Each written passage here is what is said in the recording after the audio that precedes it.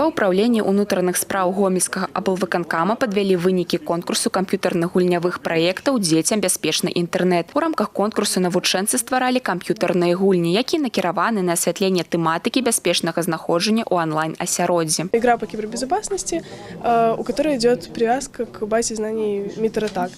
То есть у меня каждая атака, которая реализована в проекте, связана, есть вот своя техника, тактика из базы знаний МИТР, там есть как бы встроенный браузер тоже на основе базы знаний МИТРа. И, люди, когда играют в этот тренажер, у них вот сразу формируется и профессиональная терминология.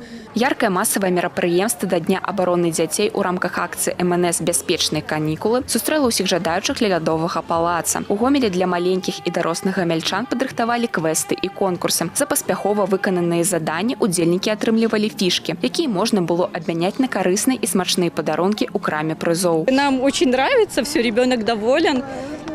Ходим, играем, лазим по машинкам, просто он очень счастлив. Я только посидел в машинах и все, но вот эта машина, попробовал форму, мотоцикл, и походил, посмотрел. Но еще буду жетоны зарабатывать. То, что кроссворды, площадки всякие, это круто, да. И лазила, то, что там за руль всякое, и...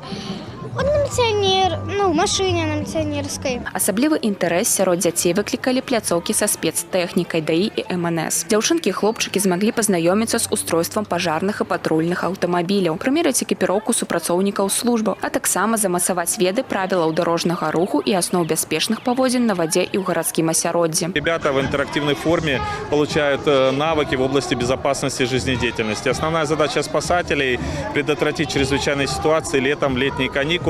И самое главное, чтобы дети вернулись живыми и здоровыми к началу учебного года. Дзень абароны дзяцей – гэта не проста свята, але і напамін дарослым. Шчаслівае дзяцінства складаецца з надзейнага тылу, клопату сям'і, дзяржавы і простага чалавечага цяпла, якім павінна быць акружана кожнае дзіця. Владислава Галабокіна, Ігор Марышченко, тэлерадыёкампанія «Гомель».